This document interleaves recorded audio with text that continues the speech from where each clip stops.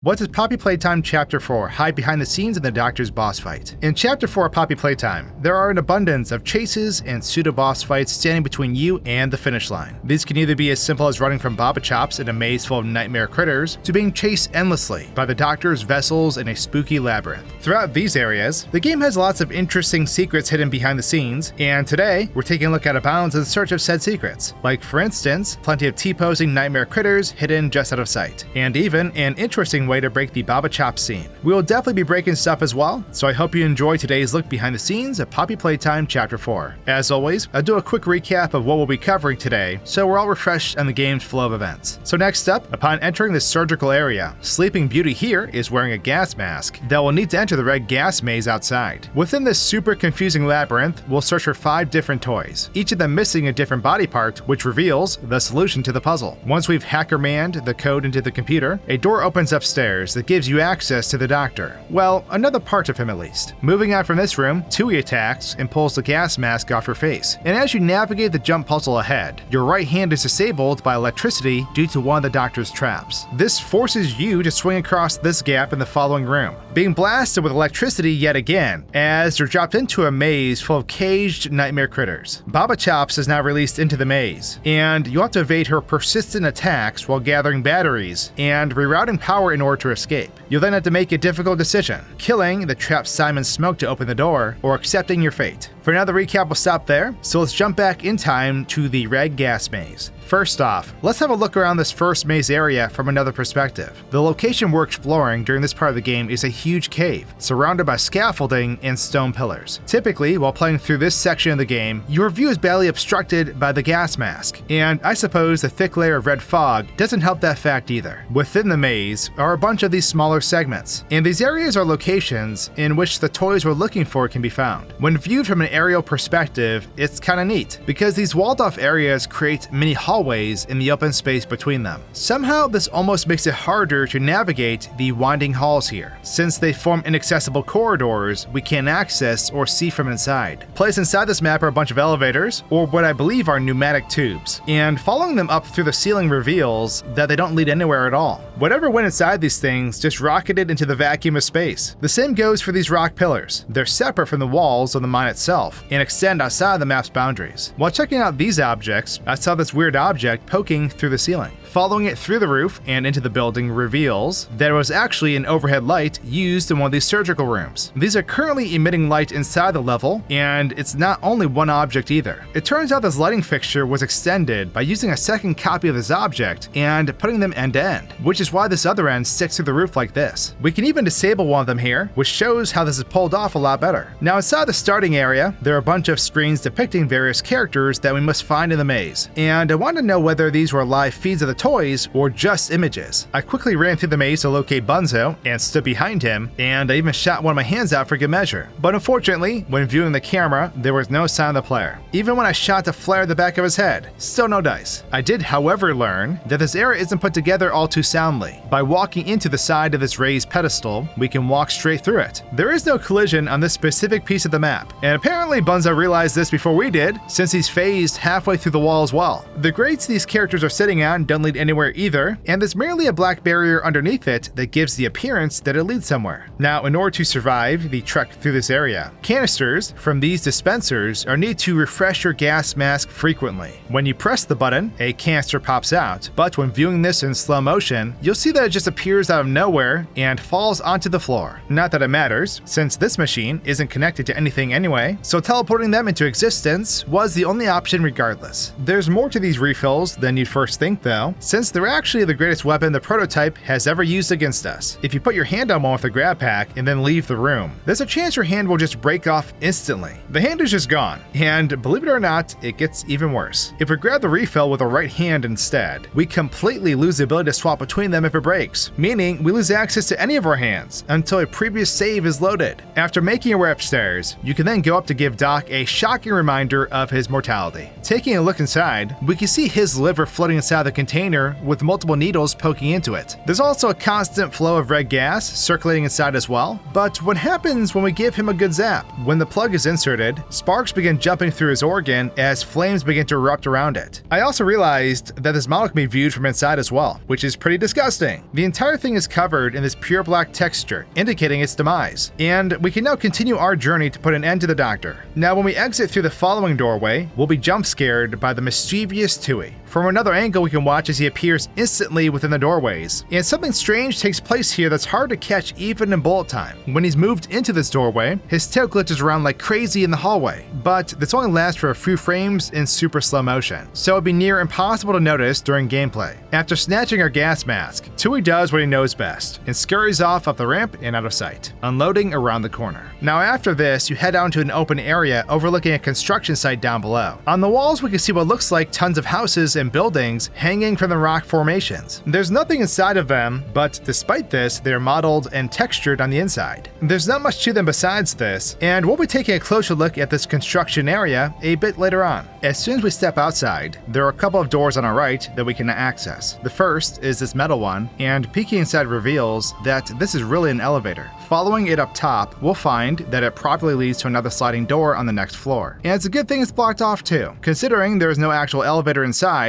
and it's merely an empty shaft. The second door leads to another room containing an assortment of barrels, pallets, and an abandoned forklift. Unfortunately, we're not forklift certified, which is probably why we can't access this room. The sliding door here doesn't lead anywhere either, so this room only exists to look cool, and also make us wish that we had the sweet forklift certification. Someday.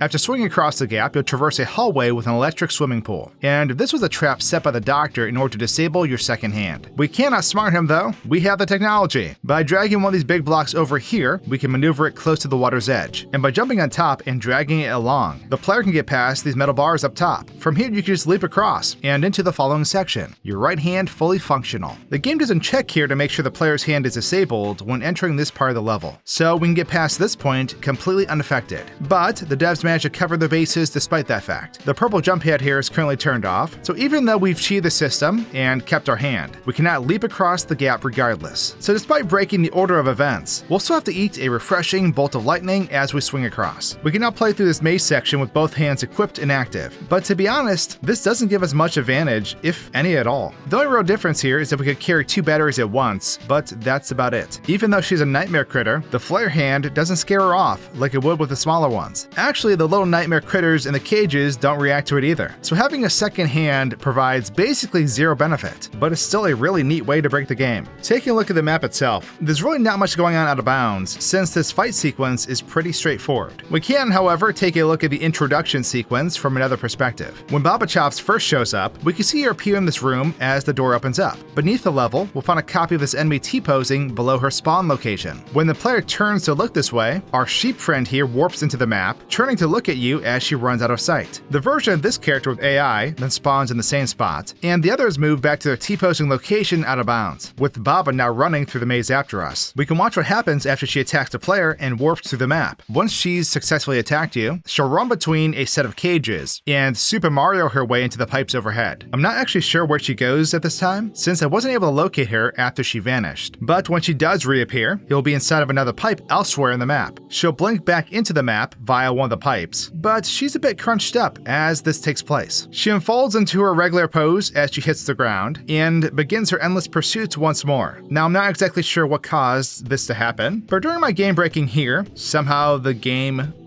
broke? Imagine that. Baba basically just stopped moving after attacking me, and so for the rest of the puzzle, she just sort of stood in place here. Even when I walked through her, nothing was triggered, and I didn't even take damage for doing so. It's a lot safer walking around this maze with no evil sheep in tow, but it's far too easy like this, so I reloaded my save and got her moving again. Before finishing this puzzle, I messed with our woolly adversary in a pretty interesting way. By using hacks, I was able to force the game into using a different model for Baba Chops, so now our enemy is actually Icky Licky. It turns out that the nightmare critters all share a mesh file profile, and so regardless of which model is used, they will still function as intended. That means they can run around as usual, jumping and attacking with fully intact animations. This works for all the nightmare critter models currently in the game as well, so I could even change her into a Simon Smoke if I wanted to. As we finish this puzzle, we'll be locked in a room with Simon Smoke, and the doctor makes us decide whether we want to spare him or save ourselves. If we take a look beneath the map here, we'll find a copy of Simon's model asserting dominance while floating in the void. But this is only one of many T-posing characters this sequence contains. After the door closes behind you, a handful of nightmare critters will spawn behind the door in a T-pose, warping into their jumping sequences as they hit the windows. Believe it or not, you don't even need hacks to see this, since loading your save in this location has a chance of just despawning the door behind you. So you can walk outside and watch this taking place during regular gameplay. At the end of this sequence, you'll plug this cord into this container, shocking Simon Smoke inside as lightning arcs from the machine. In this case, he fell backwards, and half of his model clipped through the glass on top, bringing us to the end of this particular puzzle. Something the developers originally overlooked was the player's ability to just do this all over again. So if you completed this area after the Simon Smoke room, and you were ready to move on, you could just shoot your hand out over the maze again. This would cause you to get shocked and fall down as the Baba Chops event restarted, as the doctor proceeds as if this didn't happen yet. Except this time the elevator had already ascended, so even if the boss fight were completed, our means of escape have left us behind. Jumping back into our recap, with our poor dragon pal fried, we'll take the lift up to the balcony and open the door. This game loves elevators, so we'll take yet another lift upwards, this time leading us to a hallway full of the doctor-infected computers. When the door opens, we'll pass through, getting blindsided by one of its vessels and thrown into the basement. You'll now have to search this dark maze for batteries, but some of the vessels are still alive and can activate if you cross through their line of sight. Some of these encounters are scripted, like this one that drops from the ceiling after a battery is taken from its terminal. With each battery collected, this cable will light up and guide you upstairs, where you can use this terminal to shut down the doctor's life support, killing him in the process. We can now leave this room, grabbing the Omni Hand as we do, allowing the player to access the lift and continue onwards. So reversing time, we'll head back upstairs and open the door to access the lift. While we're up here, there are two of these massive doors, but we can't ever get through the one on the right. If we somehow opened it, we'd find that we're actually on the moon, or at least a rock formation that looks like it. There's something super creepy about these inaccessible areas, especially ones overlooking the massive rock formations in the distance. That being said, we can now take the elevator up, where we'll reach this hallway full of televisions. Besides these, there are these two doorways here on either side of the hallway that we can't access at the moment. But as you can see from an outside view, only one of them leads somewhere. This area here is where we exchange our red hand for the Omni Hand. But the door is locked at this point, and we don't have the key card necessary to use the machine anyway. It takes more than a flimsy door to stop me though, and so I figured out how to remove it from our path and was able to access the Omni Hand room before even opening the main set of doors in the hallway. Because we're playing this part of the game backwards at the moment, the doors to the doctor's resting place will open and close as the objective updates. Unfortunately, this locks you out of getting the key card needed to upgrade your hand, so I had to break the door down yet again. At this point in time, there aren't any of the doctor's vessels guarding his containment area, so we can walk straight up to the terminal and eject the required key card completely unbothered. Because of this, I was able to kill the doctor, and even though I could hear his minions attacking, there weren't any of them in the room. From here, I could get the Omni Hand using the key card and head out, and since the door is broken, I didn't even have to waste a charge opening it. Jumping in the lift took me down as expected, meaning we completely skipped this boss fight altogether. We're going to trigger the boss fight as intended now, but really quick before we do, I was running around while shrunken down, yeeting myself off the side of the map, which caused the maze up above to partially unload. After a brief stutter, every single one of the doctor's robots fell into the void, which kinda caught me off guard at first. Back inside the map, approaching the doors in this hallway trigger a cutscene where you're jump scared by one of the doctor's robo-boys. If we move the camera inside, we'll see that this enemy isn't currently present, but when the player heads to the doorway, they'll suddenly appear behind the door. They'll lift you up and then toss you away in the most disrespectful manner possible. And when the floor opens up, they'll wave at you to salt the wound just a little bit more.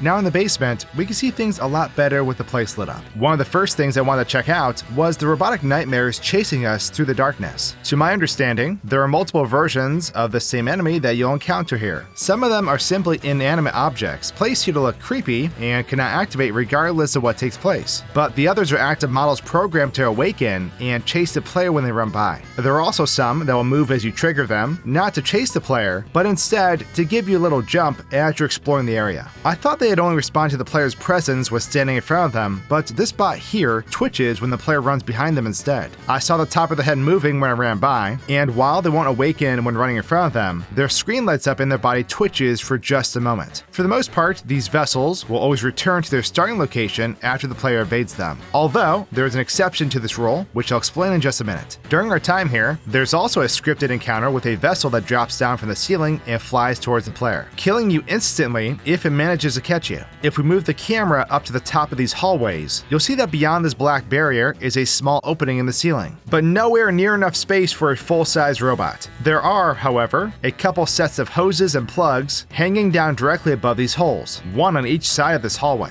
As we pull the battery out and start walking away, the vessel will spawn in the direction we tried to exit from, using instant transmission to warp above the hallway. They then drop down through the dip in the ceiling, the hoses connecting to their back and holding them off the ground. After a bit, the bot begins pursuing you, and if you're caught, the jump scare animation will play out. The player, who looks super tiny by the way, will be lifted up and moved in front of their screen just before they unload. I'm not sure why, but this enemy respawned a moment later, dropping down in front of the player and restarting their chasing animation. If we manage to evade them though, they'll just slip through the ceiling and stop next to the other set of hoses, looking extremely disappointed in themselves. When it comes to things taking place off camera, there really isn't a whole lot to see in this basement area. That being said though, it's time to start breaking the doctor's vessels. First, I adjusted the speed in which these enemies can run, making them run super slow. One thing I realized is that despite being slowed way down, these robots will still activate at a regular pace. The only difference is that they're now incapable of chasing me down. I mean, they can, but there's no way they can catch up to me. A scary game with snail-paced monsters isn't all that scary though, so instead I made the terrible decision to speed them up. This was an awful idea, and no matter how fast I run, they'll always be right behind me. The terrifying feeling of being chased basically never stopped, and these bots never gave me a moment to catch my breath. The only reason I didn't get bonked to death instantly is because these enemies can't hurt you unless their attacking animation takes place while the player is close enough. Their attacks were of course faster too, but it still gave me enough time to escape if I moved quick enough. This change even impacted the vessel that drops down from the ceiling, and if I didn't already know it was coming, I doubt I'd be able to escape them in time. I'm sure you realize by now that this maze is pretty claustrophobic, so I opened up some space by making myself the tiniest little guy you've ever seen. This wasn't the easy remedy I was hoping it would be, since my robotic enemies were now the size of a building in comparison to me. Even though I was so tiny, I was a lot stronger than I looked. Somehow, I was able to walk into the vessel's feet and bump them around the floor, which I instantly regretted because this set them off. You'd think being so tiny would open up more places to hide, but sadly, not all these objects have mesh-accurate colliders, so I couldn't slip underneath these shelves the way I'd hoped. I was able to head through the board-up crawl space while sprinting though, which made it a bit easier to navigate this part of the level safely. One issue you'll run into at this size is carrying these batteries. Because we're so close to the floor, the placement of our hands isn't accurate to the models used for the grab pack.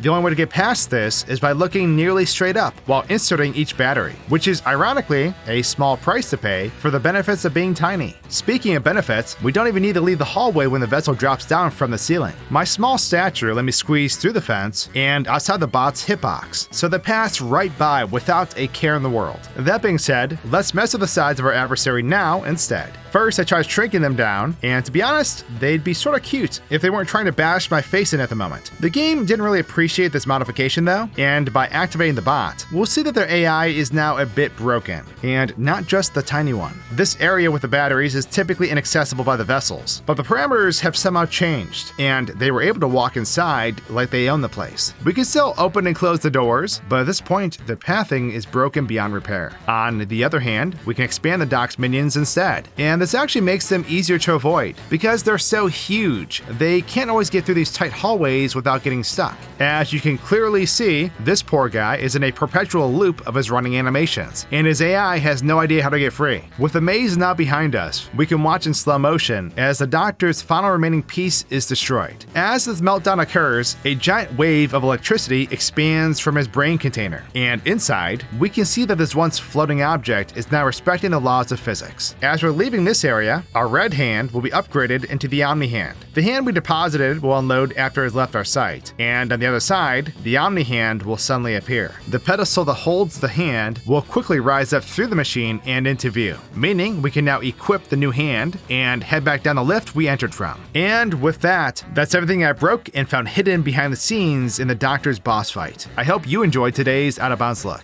Thanks for watching, and I'll see you again very soon. Cheers!